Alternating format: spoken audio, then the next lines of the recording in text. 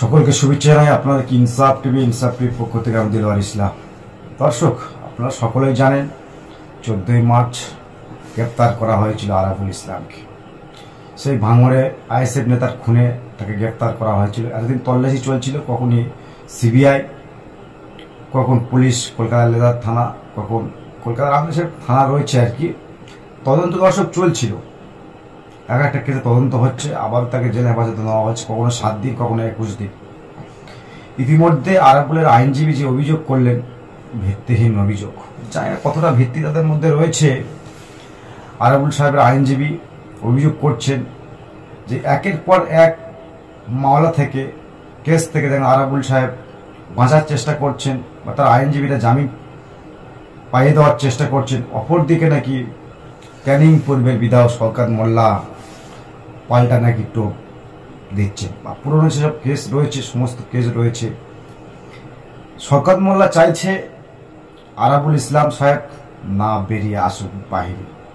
কোথায় গন্ডগোল অবশ্য জানি না, তবে নাকি আরাবুল ইসলামের আইনজীবী যেটা অভিযোগ করছে যে শওকত মোল্লা চায় না আরাবুল ইসলাম মানে বাইরে ময়দানে এসে লড়াই করুক বা লড়াইটা চালিয়ে যাক। শওকত মোল্লা চায় না যে ক্যানিং ভাঙড়েতে আরাবুলের নেতৃত্বে চলুক। যেহেতু এখন দল অবজারভারের দায়িত্ব দিয়েছেন ক্যানিং পূর্বের বিধায়ক শওকত মোল্লাকে, তাই হয়তো শওকত মোল্লা চাইছে না যে আরাবুল বেরিয়ে এসে তিনি রাজনীতি করুক। তাহলে শওকত সাহেবের আর ভাঙড়ে চলবে না, কারণ তিনি ক্যানিং পূর্বেতে গিয়ে যে অত্যাচার অন্যায় করেছে ক্যানিং পূর্বের মানুষ, বিধানসভা নির্বাচনে আমরা দেখেছি। দর্শক, সেই শওকত মোল্লার কথা বলছি, মানবাধিকার কমিশনার তাকে কুখ্যাত দুষ্কৃতী তাগমা দিয়েছিলেন, সকলে আমরা জানি। দর্শক, ব্যাপারটা হচ্ছে কি, ক্যানিং পূর্বেতে যেমন সন্ত্রাস চালিয়েছিল পঞ্চায়েত নির্বাচনে, প্রায় 106টা বুথে বিরোধীরা ক্যান্ডিডেট দিতে পারেনি, অর্থাৎ নমিনেশন ফাইল করতে পারেনি। ক্যানিং পূর্বের কথা বলছি, সেখানে নমিনেশন ফাইল করতে পারেনি ক্যানিং পূর্বে আর কি। যারা শওকত মোল্লার বিধানসভা, সেখানকার বিধায়ক, মঞ্চ অভিযোগ দর্শক আসছিল তিনি বিরোধীদেরকে ক্যান্ডিডেট দিতে দেয়নি। সেই শওকত মোল্লাকে আবার রাজ্যের মাননীয় মুখ্যমন্ত্রী মহাশয় মমতা ব্যানার্জি তাকে দায়িত্ব দিয়েছেন ক্যানিং পূর্বে থেকে ভাঙড়ে অবজারভারের দায়িত্ব। সেখানে গিয়ে তো যা করছে দর্শক, সেটা তো আর বলতে বাকি রাখে না, সমস্ত মিডিয়া খুলে দেখা যায়। কিন্তু শওকত সাহেব চাইছে না যে আরাবুল সে বাইরে এসে রাজনীতি করুক বা নেতা হয়ে উঠুক। সরকার তো নিজের দলের কোন চাইছে না, দলের অবজারভার যিনি রয়েছে তিনি চাইছেন না, দলটা কিভাবে চলবে। দর্শক, যে অভিযোগটা আমাদের কাছে উঠে আসছে, গোপন সূত্রের খবর যেটা আমরা পাচ্ছি দর্শক, 2021 সালে যখন আইএসএফ তৈরি হয়েছিল, লাইট একটু বড় হবে, যারা স্ক্রিপ্ট করে না দেখলে খুবই ভালো হতো, না বুঝতে পারবেন না। দয়া করে 2 মিনিট সময় নিয়ে দেখবেন, খুবই অবশ্যই ভালো লাগবে। হ্যাঁ, যে কথা বলছিলাম, 2021 সালে যখন আইএসএফ তৈরি হলো, তৃণমূল কংগ্রেসের বিরুদ্ধে যখন লড়াইটা করতে লাগলো রাজ্যে বিধানসভা নির্বাচনে, তখন কিন্তু ভাঙড় বিধানসভা কেন্দ্রে আরাবুল ইসলামকে দল প্রার্থী করলো না, অর্থাৎ টিকিটটা এমএলএ টিকিট আরাবুল ইসলামকে দেয়নি দল। কাকে দিয়েছিল? রেজাউল করিমকে, ডক্টর রেজাউল করিমকে টিকিট দিয়েছিল, তৃণমূলের তরফ থেকে দেওয়া হয়েছিল। ভিতর থেকে যে খবর আমরা সেই সময় পেয়েছিলাম, আরাবুল ইসলাম সাহেব তিনি নাকি যোগ্য নয়, মানে 21 নির্বাচনে তিনি নাকি যোগ্য নয় লড়াইয়ের জন্য, যোগ্য পুত্র আরাবুল ইসলাম নয়, সেখানকার ভূমিপুত্র, যেহেতু তিনি যোগ্য নয়, তাই হয়তো দল তাকে টিকিট দেয়নি, ডক্টর রেজাউল করিমকে টিকিট দিয়েছিল। কিন্তু সেখানে আইএসএফ ভালো একটা বিপুল ভোটে জয়ী হয় এবং তৃণমূল কংগ্রেসের পক্ষ থেকে ডক্টর রেজাউল করিম তিনি দাঁড়িয়েছিলেন, বিপুল ভোটে আইএসএফ এর কাছে পরাজিত স্বীকার করে। সেই থেকে কিন্তু আরাবুল ইসলাম যারা অনুগামীরা ছিলেন, তারা কিন্তু একটা ক্ষোভ, দুঃখ, রাগ উগড়ে দিয়েছিলেন। যখন আরাবুল ইসলাম টিকিটটা পেল না, তখন কিন্তু আরাবুল ইসলামের যারা সৈন্য রয়েছেন, চালা রয়েছেন, যারা তাকে অনুসরণ, কমসে কম তিনি তো তার তো একটা ভক্ত রয়েছে বা তার অনুসারে রয়েছে, ভোট বাক্স একটা প্রভাব ফেলেছে। অনেকে মনে করছে রাজনৈতিক বিমান তৃণমূলের মধ্যে আর কি কোন্দলটা শুরু হয়েছে, অনেকে মনে করছে যে আরাবুল ইসলাম ভাঙড়ে তৃণমূল কংগ্রেসকে হারিয়েছে, অর্থাৎ তারা যে অনুগামীরা ছিলেন সাথী সঙ্গী ছিলেন, তারা নাকি নওশাদ সিদ্দিকী সাহেবকে সেখান থেকে সাপোর্ট করেছেন, অর্থাৎ আইএসএফ কে খামচিহ্ন সেখান থেকে নাকি ভোট দিয়েছেন বিধানসভা নির্বাচনে। এমনটা অভিযোগ দর্শক উঠে আসছে, আমরা দেখছি এমনটা অভিযোগ উঠে আসছে আরাবুল ইসলামের নামে। তিনি নাকি নওশাদ সিদ্দিকী সাহেবকে সমর্থন করেছিলেন। শুধু আরাবুল ইসলাম নয়, ভাঙড়ে আরো দাপটে নেতা রয়েছেন। কাইজার সাহেবের মতো নেতা, তিনি নাকি সাপোর্ট করেছিলেন বিধায়ক নওশাদ সিদ্দিকী, পীরজাদা নওশাদ সিদ্দিকীকে সাপোর্ট করে তাকে জিতিয়ে দিয়েছিলেন।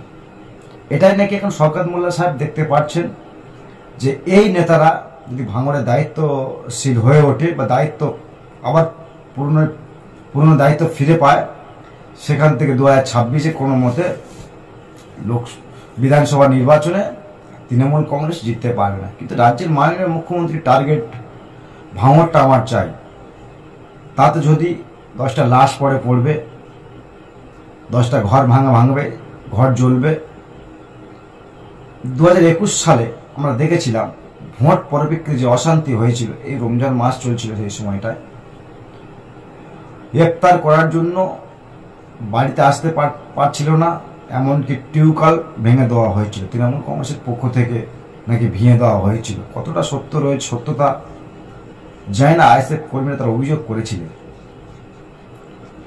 সন্ত্রাস চালিয়েছিল 21-এর নির্বাচনের পরে, ভোট পরিপ্রেক্ষিতের পরে আইএসএফের অনেক কর্মী খুনও হয়েছিলেন।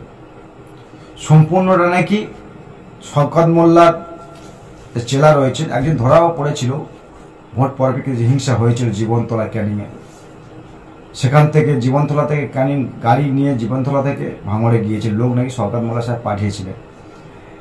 একজন ব্যক্তিকে সেখানে ধরে ফেলে দিয়েছিলেন, গণতন্ত্র প্রক্রিয়া যেমন তাকে পুলিশের হাতে তুলে দেওয়া হয়, যে কোনো রামধোলা চালানো হয়, পুলিশ আসার আগে তাকে স্বীকারও করেছিলেন শওকত মোল্লা সাহেব তাকে পাঠিয়েছেন। তারপরও দর্শক, এ রাজ্যে তো আইনের শাসন চলে না, তাই কেসটা ওর হয়নি, পুলিশ তাকে নিয়ে গেল, জামিনও দিয়ে দিল। সেই শওকত মোল্লা এখন নাকি বর্তমান চাইছে না আরাবুল ইসলাম সাহেব তিনি জেল থেকে বেরুন, অর্থাৎ একের পরে এক কেস নাকি আরাবুল ইসলামের নামে দায়ের করা হচ্ছে ভাঙড় কাশীপুর থানাতে। এটা আরাবুল ইসলামের যিনি আইনজীবী রয়েছেন, তিনি নাকি অভিযোগ করছেন যে শওকত সাহেব চাইছে না আরাবুল ইসলাম সাহেব বাইরে বাড়ি আসুক, তিনি নাকি খুদ চাইছেন না, ক্যানিং করবে বিধায়ক, এমনটা দর্শক অভিযোগ সব আসছিল। কতটা ভিত্তি রয়েছে ভিত্তি নেই সেটা তো অবশ্যই আপনারা বিচার করবেন। আমরা কিন্তু সেই ভাইরাল ভিডিও দেখে কিন্তু এই কথাগুলো বললাম এতক্ষণ। তাহলে শওকত মোল্লা সাহেব তিনি ভাবছেন যে যদি তিনি বাইরে আসে আরাবুল ইসলাম, তাঁর যে ভক্ত রয়েছেন, শ্রোতা রয়েছেন বা তাঁর যারা অনুগামী রয়েছেন, তারা কিন্তু আবারও সেই পুরনো রূপে ফিরে আসবে। অর্থাৎ যদিও সম্ভবত দল তাকে টিকিট দেবে না বিধানসভা নির্বাচনে, তাই হয়তো শওকত মোল্লা সাহেব জেনে গিয়েছেন, বুঝতেই পেরেছেন যে যখন আরাবুল ইসলামকে টিকিট দেওয়া হবে না, হয়তো তখন আইএসএফকে সাপোর্ট করবে। কারণ আইএসএফ এখন ভাঙড়ের শক্ত ঘাঁটি, তারা সেখানে পাল্টি মেরে যাবে। অর্থাৎ 2021-এ যে ভুলটা হয়েছিল, সেই ভুলটা কিন্তু আর তৃণমূল কংগ্রেস করতে চায় না। শওকত মোল্লা সাহেব বুঝতেই পেরে গিয়েছেন, হয়তো সেই কারণে শওকত মোল্লা সাহেব চাইছে না আর আরাবুল ইসলাম সাহেব জেল থেকে বার হোক। এমনটা অভিযোগ আমরা আইনজীবীর তরফ থেকে, আরাবুল ইসলামের আইনজীবীর তরফ থেকে করা হয়েছিল। কিন্তু শওকত মোল্লা সাহেব নাকি এটা পিছন থেকে কলকারি করছে, এমনটা অভিযোগ। কিন্তু আরাবুল ইসলামের ছেলে হাকিমুল ইসলামকে আরাবুল ইসলাম গ্রেপ্তার হওয়ার পরে বেশ কয়েকবার দেখা গিয়েছিল সোশ্যাল মিডিয়ার মাধ্যমে, কিন্তু এখন তাকে বর্তমান আর দেখা যায়নি। কিসের ইঙ্গিত দর্শক বুঝতেই পারছি না, আপনারা ভালো বুঝবেন। দর্শক কি মনে হচ্ছে আপনাদের অবশ্যই কমেন্ট বক্সে কমেন্ট করবেন আর চোখ রাখবেন ইনসাফ। অসংখ্য ধন্যবাদ।